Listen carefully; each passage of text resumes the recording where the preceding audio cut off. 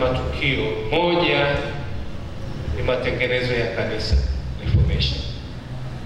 Kila pili, tunakumbuka uhusiano wetu kati ya Kilakala na usharika wa Gaimasam kule Ujerumani. Matukio haya yote ni ya baraka sana. Hivyo tuianze sasa ibada hii takatifu katika jina la Mungu Baba na la Mwana na Roho Mtakatifu. Amen. Amen. Naomba tukae.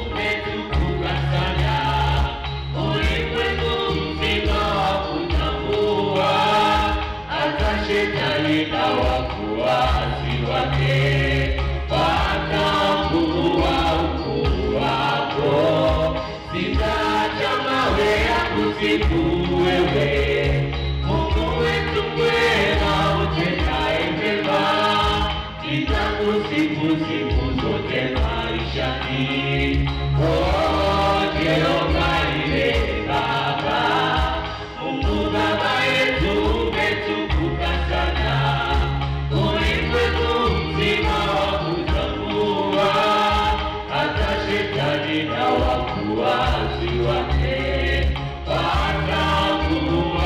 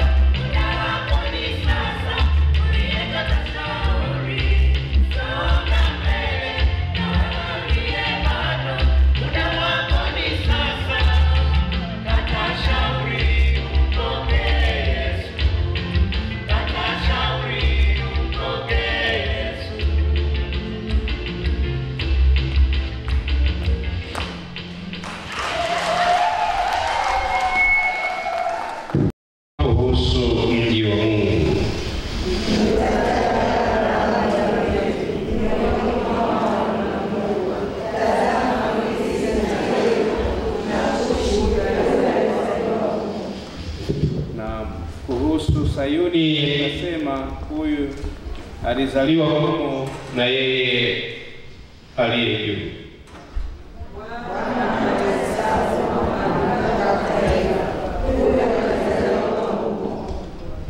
Tushirikiane wote mstari wa 7.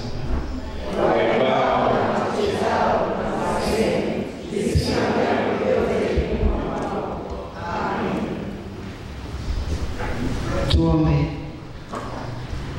Mungu wa neema, umetupa akili ili tukujue wewe, mioyo ili tukupende wewe, na sauti ili tuimbe sifa zako. Tuomba utujaze na Roho Mtakatifu wako ili tuweze kuadhimisha utukufu wako na kukuabudu katika roho na kweli, kwa Yesu Kristo Bwana na Mwokozi wetu. Amen. Bwana Mungu wetu yupo hapa, yupo pamoja nasi. Tumsujudie, tumche na tumsikie jinsi anavyotufundisha katika neno lake, akisema, mpende Bwana Mungu wako kwa moyo wako wote na kwa roho yako yote na kwa akili zako zote na kwa nguvu zako zote, na pende jirani yako kama nafsi yako. Msaada wetu ni katika jina la Bwana.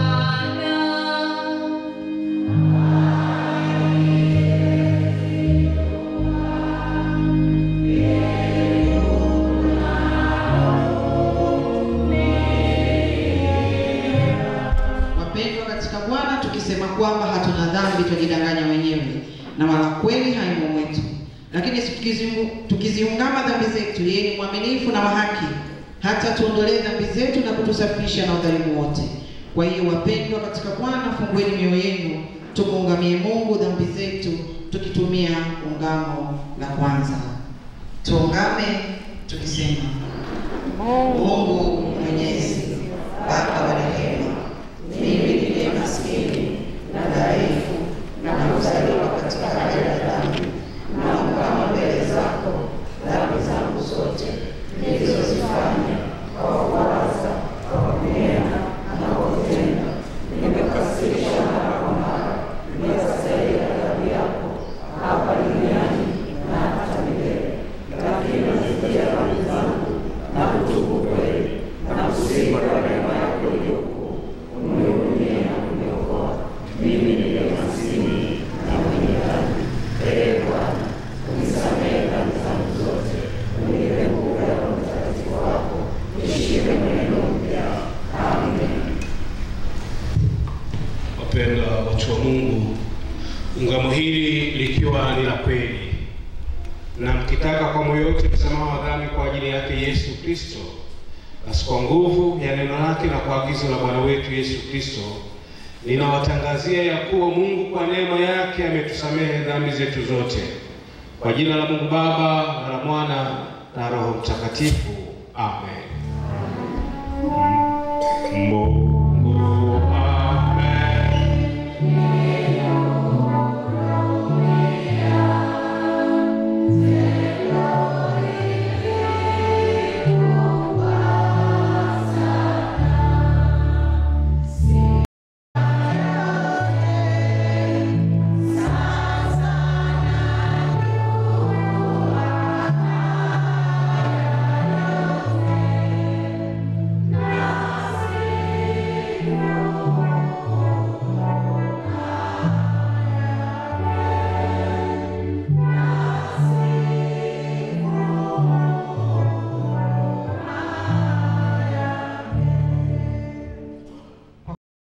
wa 292,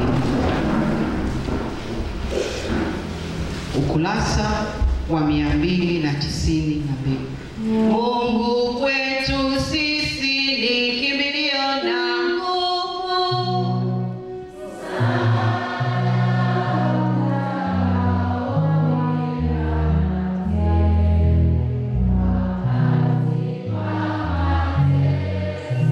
kwa hiyo hatutaogopa ijapobadilika nchi.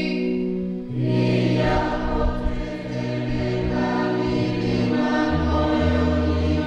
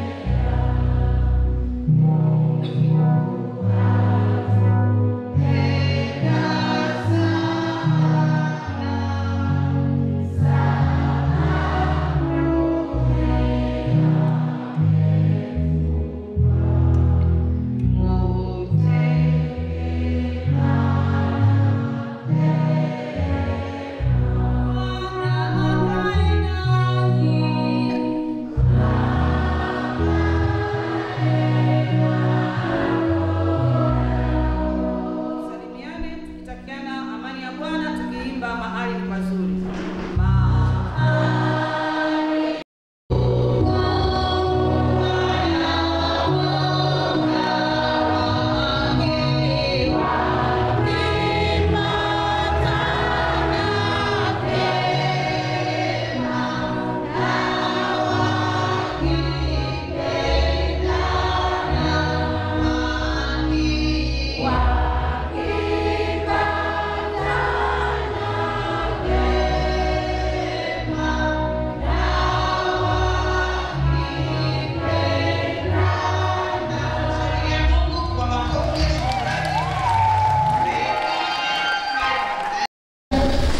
Mstari wa 15 mpaka wa 18, Marko 11 mstari wa 15 mpaka 18, nami nitatangulia kusoma. Akafika Yerusalemu, naye akaingia ndani ya hekalu, akaanza kuwafukuza wale waliokuwa wakiuza na kununua ndani ya hekalu. Akazipindua meza za wabadili fedha na viti vyao wauza njiwa, wala hakuacha mtu achukue chombo kati ya hekalu. Akafundisha akasema, je, haikuandikwa, nyumba yangu itakuwa nyumba ya sala kwa mataifa yote? Bali ninyi mmeifanya kuwa pango la wanyang'anyi. Wakuu wa makuhani na waandishi wakapata habari, wakatafuta jinsi ya kumwangamiza, maana walimwogopa, kwa sababu mkutano wote walishangaa kwa mafundisho yake. Hili ndio neno la Bwana.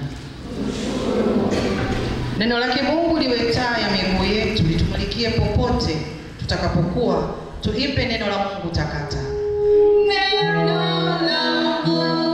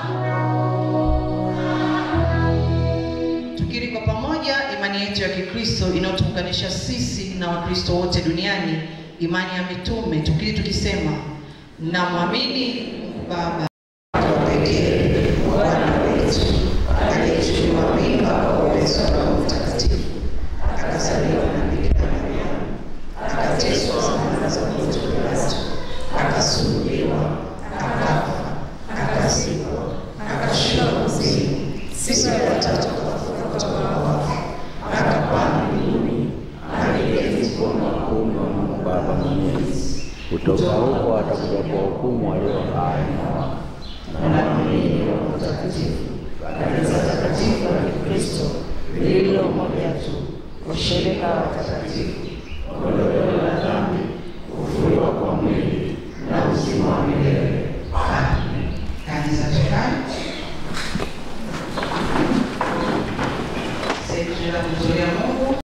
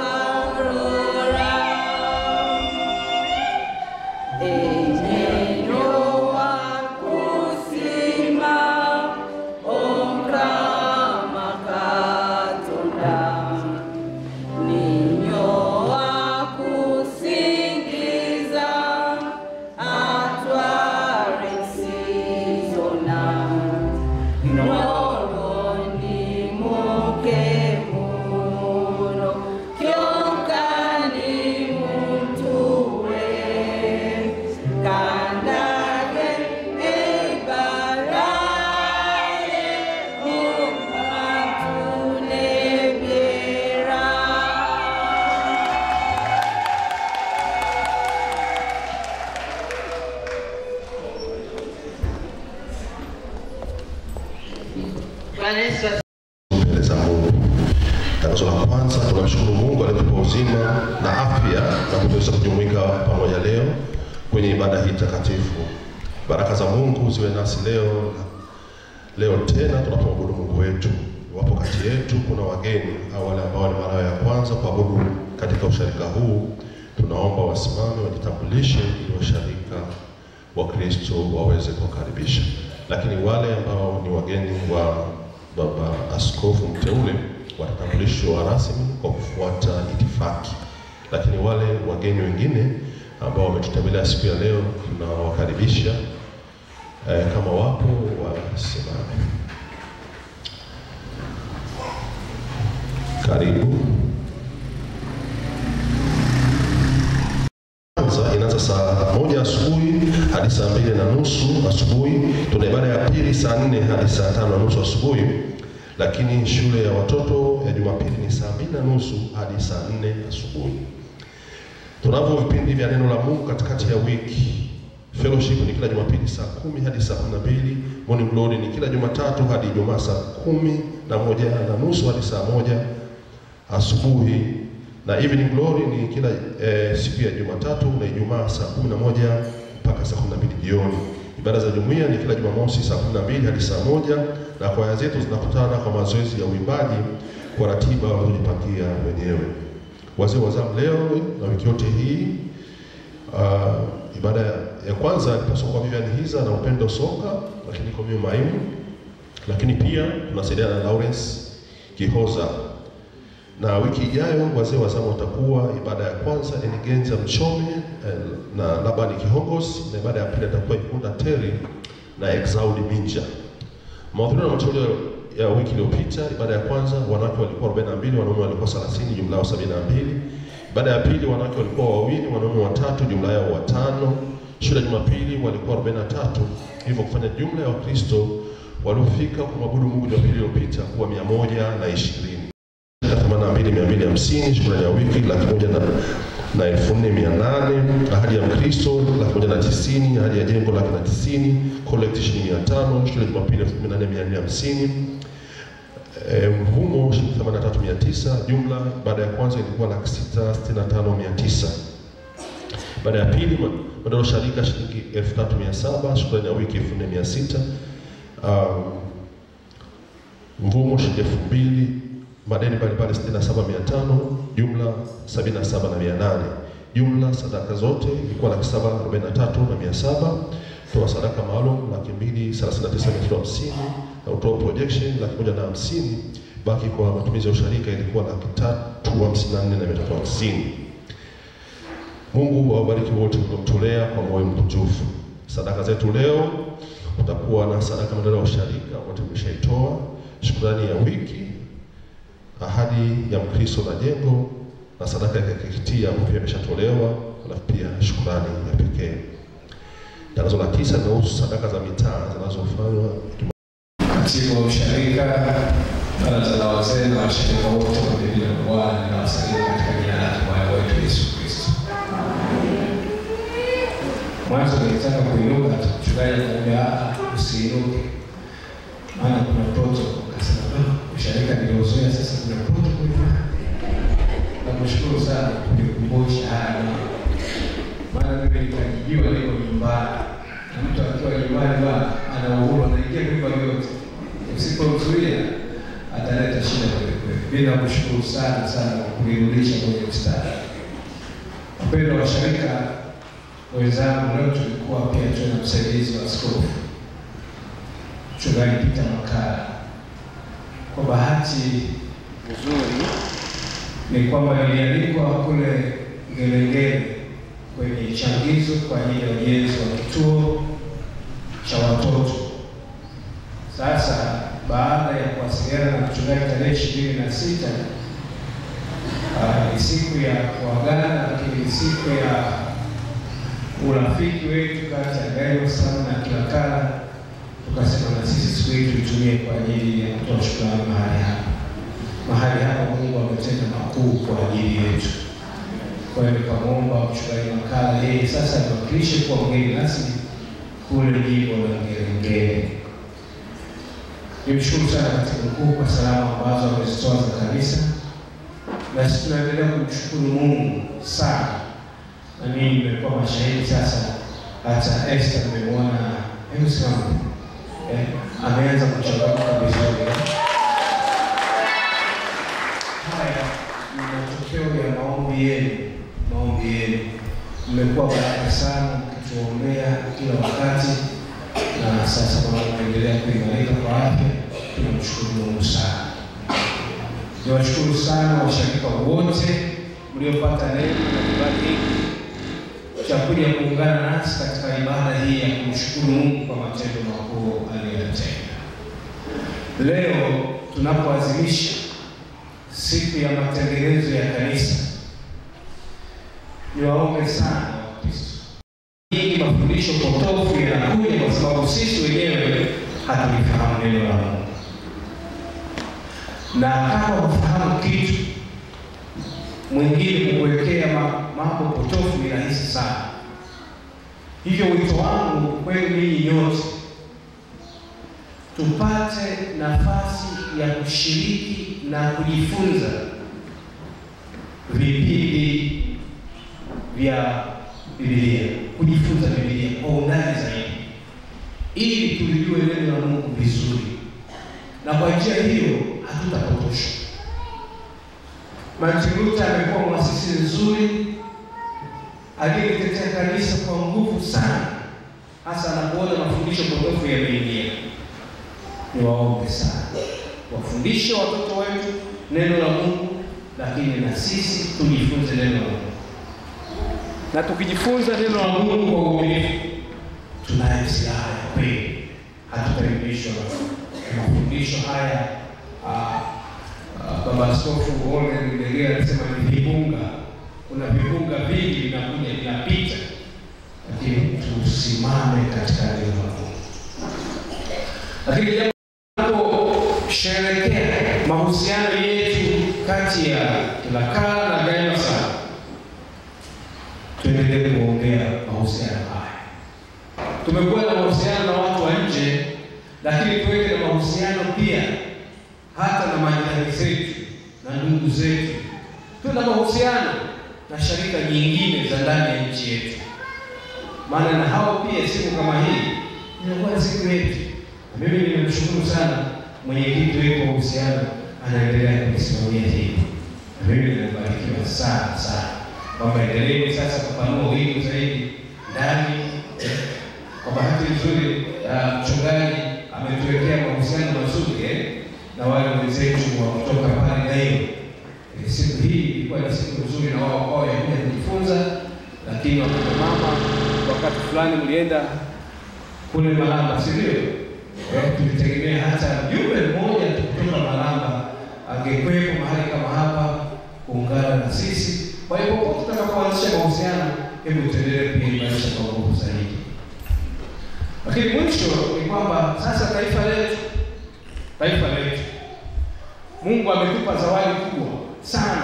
Sisi kuzaliwa Tanzania, kukulia Tanzania na tunaishi Tanzania. Hatuna nchi nyingine nzuri kama Tanzania. Nchi ya amani, tunaishi kwa kuvumiliana, kwa kuheshimiana, hatuna ubaguzi wa ukabila, wa udini, tumekuwa wamoja. Na kwa njia ya Kristo pia tumeunganishwa kuwa wamoja. Sasa tunapoelekea katika uchaguzi mkuu tarehe 29, kwanza niseme yafuatayo. La kwanza, kuchagua ni haki ya kila mtu. Kumchagua mtu ni haki ya mtu. Kwa hiyo tutumie haki yetu ya kimsingi na sheria kwenda kumchagua kiongozi atakayetumikia taifa letu la Tanzania. Tusikae kutumia. Lakini jambo la pili ni waombe, baada ya kupiga kula,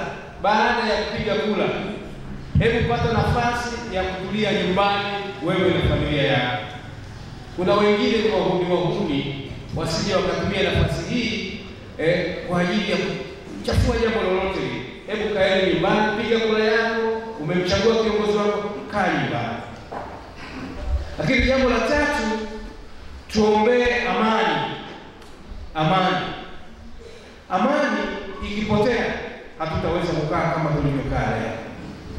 Amani ikiwepo tutapata nafasi ya kuabudu. Amani ikiwepo tutafanya kazi zetu kwa uhuru zaidi. Amani ikiwepo tutatembea mahali popote pale. Amani ikiwepo tunaweza kushirikiana katika mambo mengi. Kwa hiyo niwaombe kila Mtanzania, kila Mkristo, kila mtu aidumishe amani. Amani ni tunu pekee sana ambayo Mungu ametupa. Na ndio maana hata katika mkazo wa maandiko matakatifu amesema, tafuteni kwa bidii kuwa na amani na watu wote. Tuonyeshe bidii ya kutafuta amani kuliko kuingia kwenye machafuko. Tukiingia kwenye machafuko hatutaweza kukaa pamoja kama tulivyo. Hivyo mwisho na kuendelea kurudia tena kushukuru sana mchungaji kiongozi, baraza la wazee na washirika wote, mabibi na mabwana. Mungu wa mbinguni awabariki, awatunze, huku tukiendelea kuliombea taifa na kanisa la Mungu tangu sasa na hata milele. Amen. Makofi matatu na nini? Asante sana. Basi kwa wakati huu nimkaribishe sasa mwenyekiti wa partnership kwa ajili ya kutoka ripoti fupi, na baada ya hapo sasa tutasikiliza neno na kufanya maombi. Karibu. Mabibi na mabwana, na itifaki imezingatiwa. Bwana Yesu Kristo asifiwe. Bwana Yesu Kristo asifiwe sana. Ripoti hii fupi ni ripoti ya kipindi cha mwaka mmoja, yaani kuanzia tuliposherehekea miaka 5 ya partnership yaani ile tarehe 10 mwezi wa 11 mwaka jana mpaka Jumapili iliyopita, yaani tarehe 19 mwezi wa 10 mwaka huu 2025. Tunamshukuru Mungu sana kwa neema ya maisha na kwa ushirikiano rasmi kati yetu na usharika wa Ngai Masai na kati yetu na sharika nyingine hapa Morogoro na kwingineko hapa Tanzania na hata sehemu nyingine nje ya nchi yetu. Kwa faida ya washarika ambao ni wageni kidogo katika usharika wetu, yani wamejiunga na sisi karibuni, na kwa faida ya wageni wetu wa leo, nipende kuwajulisha kwa kifupi kabisa kwa mwanzo rasmi wa ushirikiano huu ni baada ya kuwekwa saini ya makubaliano ya ushirikiano, yani partnership agreement document tarehe 1 mwezi wa 9 mwaka 2019 hapa usharikani Kilakala. Lakini kabla ya hapo nipende kusema kwamba ushirikiano kati yetu na usharika wa Ngai Masai kule Ujerumani yalikuwepo ambayo hayakuwa rasmi, na hapo tunawakumbuka mzee wetu Mzee Teri, Mungu ambariki sana, na mchungaji wetu tunajionyesha na watu wengine kadhaa ambao walikuwa na ushirikiano na urafiki na baadhi ya washarika wa Ngai Masai. Sasa makubaliano haya ambayo sasa ni rasmi yalihuishwa baada ya miaka 5 ya kwanza. Tulipata kipindi cha miaka 5 mingine tangu mwaka jana walipoweka sahihi kwa ajili ya tangu mwaka huu 2025 mpaka 2029, yani miaka mingine 5. Ushirikiano huu umeendelea kukua na kuimarika kama viashiria mbalimbali vya ukuaji vinavyoonyesha.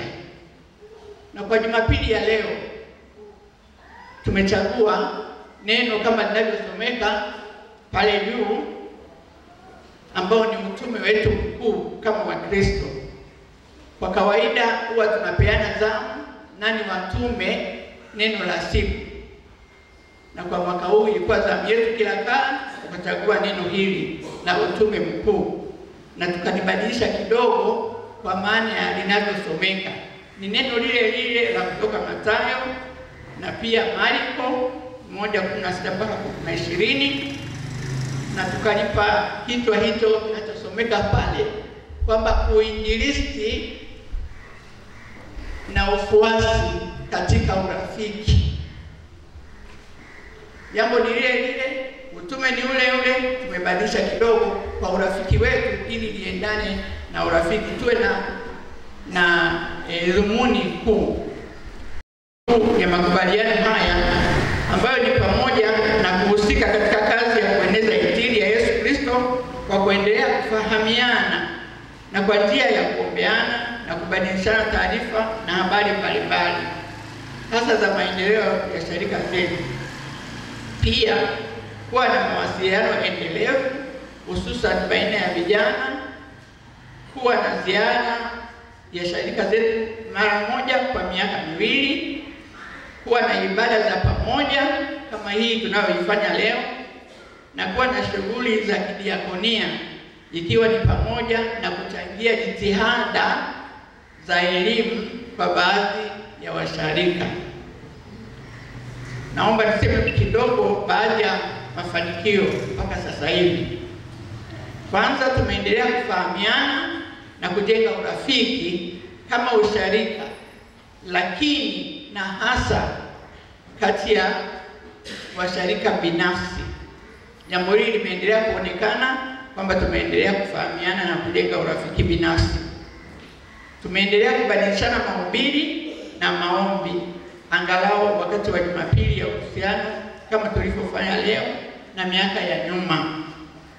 Tumeendelea kubadilishana picha na video fupi za matukio mbalimbali, na kwa namna hii tumeendelea kufahamu tamaduni, mila na desturi zetu ili iwe rahisi kuchangiana mawazo ya kimaendeleo na mawazo ya kiimani. Ziara zimeendelea kufanyika kwa kupokezana mara moja katika miaka miwili.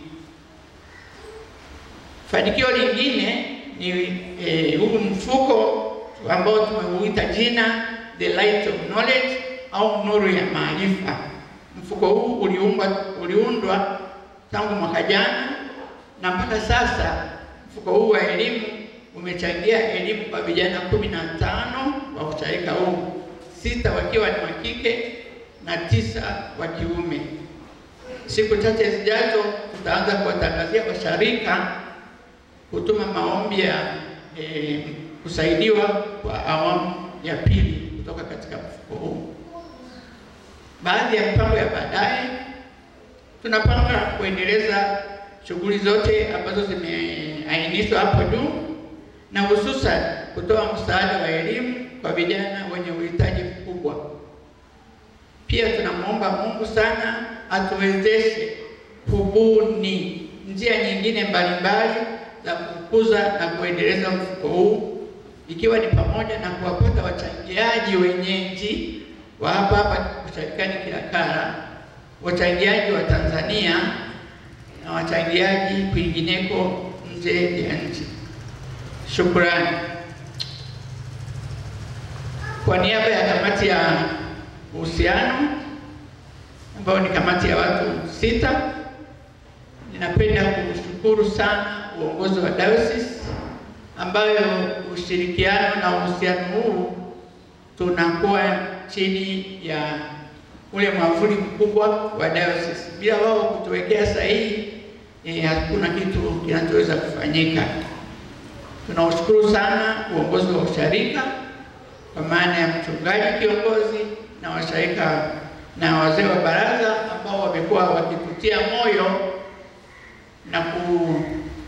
na kutukubalia katika mipango mbalimbali tunayoifanya.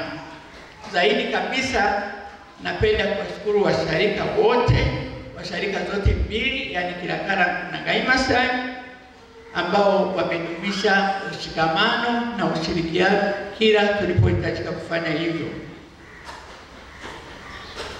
Kipekee kabisa kwa michango yao mbalimbali ya kifedha walioitoa kuendeleza mradi wa Kimambila, kwa mfano kuchimba kisima, lakini pia walichangia katika kuendeleza ukarabati wa jengo la shule ya watoto Sunday School, na kwa sasa lipo katika hatua ya kuwekewa tiles.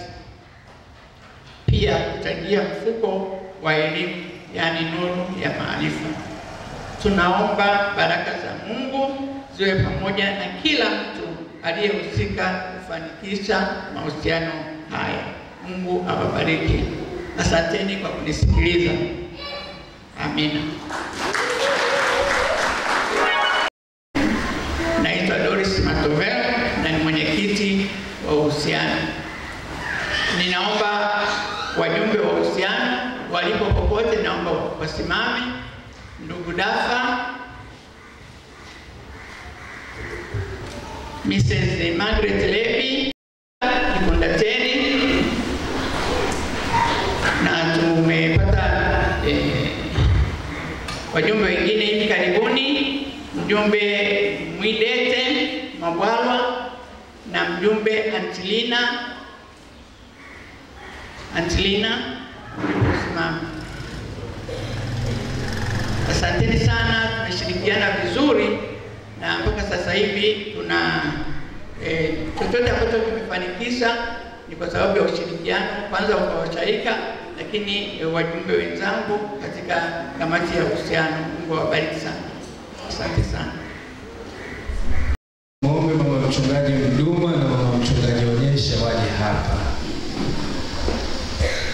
Mama mchungaji Mduma na mama mchungaji Onyesha waje hapa.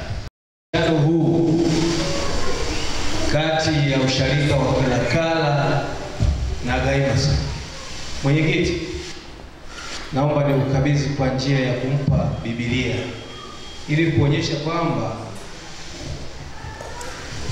uhusiano wetu huu umejengwa na neno la Mungu, na kwa sababu hawa wote wazee leo hawapo, naomba wao pamoja na mimi tushike, tukabidhi kwenu hii Biblia ya kwamba uhusiano wetu utaendelea kwa njia ya neno la Mungu kati ya daima sana na kila kala. Na ndio maana ishara ile ya kushikana mikono, naomba tushike wote Biblia hii tukabidhi, ikiwa ni ishara tu na alama ya uhusiano. Sasa mchungaji Mesa pamoja na mwenyekiti, sisi tunawaombea ili uhusiano huu usife, uendelee kudumu, na tunapoona zetu walioko huko daima sana, basi waone daraja lile kila wakati ni la kuvuka, ni la kutembelea. Asanteni sana na Mungu awabariki. Asante.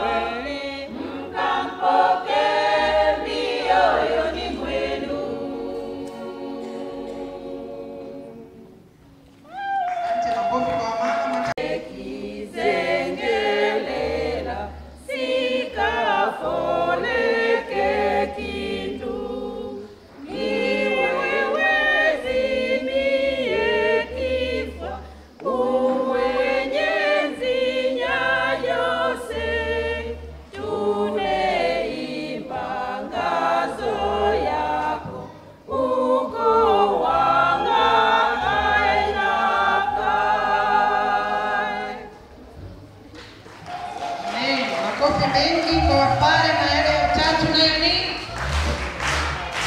barikiwe na Bwana. Nikaribishe Wanyakyusa.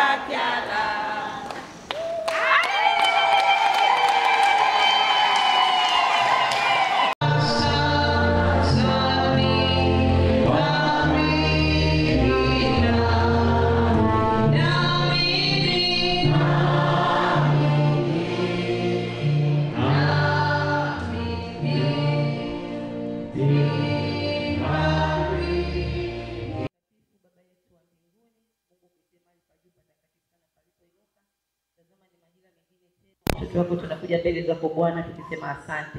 Tunakushukuru kwa zawadi nzuri ya uhai uliotupatia watoto wako. Asante kwa kutusaidia kufika siku ya leo, Mungu, tukiwa na nguvu na afya njema. Tunaamini wako wengi waliotamani kufika, lakini Bwana Yesu, sisi tuwachache kati ya wale wengi ambao tumepata kibali. Si kwamba sisi ni wema sana, ila ni kwa neema na upendo wako. Kipekee Mfalme wa amani, tunakuja mbele zako tukiomba rehema na toba. Sisi ni wanadamu, Bwana. Tunapokosea kwa mawazo yetu, maneno na matendo yetu. Tunaomba rehema Mfalme wa amani, ukatusamehe ili maombi yetu haya yakapate kibali mbele ya macho yako. Kipekee Mfalme wa amani, ninakuja mbele zako nikiomba kwa ajili ya uchaguzi, kwa ajili ya taifa la Tanzania. Kipekee Bwana, tunakushukuru kwa kutuweka katika taifa la Tanzania. Asante kwa amani na utulivu ambayo ipo katika nchi ya Tanzania. Kipekee tunaomba rehema Bwana pale ambapo yamkini sisi kama Watanzania hatukufanya sawa na mapenzi yako. Tunaomba rehema yamkini viongozi wa nchi hii pia hawakufanya sawa na mapenzi yako. Tunaomba rehema yamkini vinywa vyetu vilitamka mambo kinyume na mapenzi yako kwa habari ya nchi hii. Tunaomba rehema Bwana. Yamkini pako mahali tulisema sisi ni wa hivi tu na ndio maana hatupigi hatua, Bwana. Tunaomba rehema ukasamee maneno yote ambayo tuliyatamka kinyume na mapenzi yako. Na kipekee Bwana Yesu, tunakuja mbele zako tukiweka tarehe 29 mwezi huu wa 10 mikononi mwako, Bwana. Tunaomba ukae pamoja nasi katika siku ya Mfalme wa amani. Tunapenda kuchagua rais wa bunge na madiwani. Mungu, tunaomba ukasimamishie viongozi waliobeba kusudi lako. Tukikataa roho ya mazoea katika jina la Yesu. Bwana Yesu, tunatamani ukafanye kitu cha tofauti mwaka huu. Tunaomba Mungu ukatuonekanie kwa namna ya tofauti kabisa. Lakini pekee Bwana Yesu, kupiga kura ni haki yetu. Tunaomba ukapate kutupa kibali cha kufika maeneo ambayo yameandaliwa maalum kwa ajili ya kupiga kura. Tukapige kura tutimize ile haki yetu, Bwana. Lakini Mungu, wewe ukasimamishie viongozi waliobeba kusudi lako. Tunaatania amani ya nchi ya Tanzania. Tunaatania utulivu wa nchi ya Tanzania. Mipaka yote ya nchi tunaifunika kwa damu ya Yesu. Tukikataa kila mipango ya ibilisi, kila mbegu ambayo shetani amepanga kuvuruga amani na utulivu wa nchi hii. Tunaamini Mungu wetu wewe ni mwaminifu, na katika madhabahu hii tunaamini Mungu utakwenda kutenda sawasawa na mapenzi yako. Tunaomba kwa njia ya Kristo Bwana wetu. Amen. Baba yetu na Mungu wetu wa mbinguni, tunarudisha sifa na utukufu mbele zako Baba yetu. Ni wakati mwingine tena ndani ya ibada hii na madhabahu hii, Mungu wetu, tunarudi tena kurudisha sifa na utukufu mbele zako. Tunakuja mbele zako tukikushukuru kwa ajili ya matendo makuu ambayo Baba yetu umeyatenda katika kanisa letu, lakini pia katika dayosisi yetu ya Morogoro.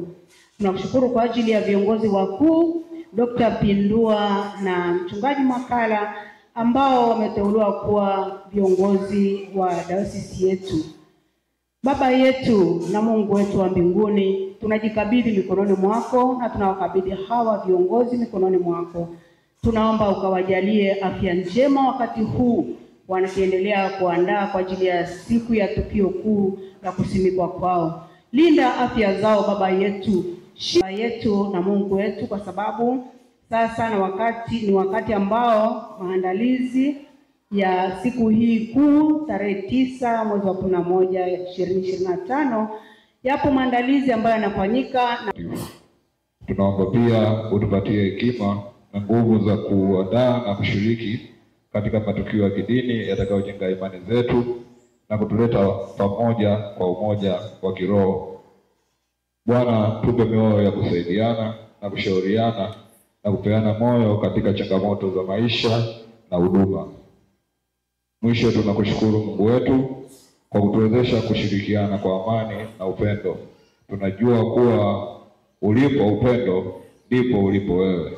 Endelea kuwa kiini cha urafiki wetu na ubariki mashirika yote mawili tangu sasa na hata milele. Kwa jina la Yesu Kristo, Bwana na Mwokozi wetu, tumeomba na kuamini. Amen. Asante sana.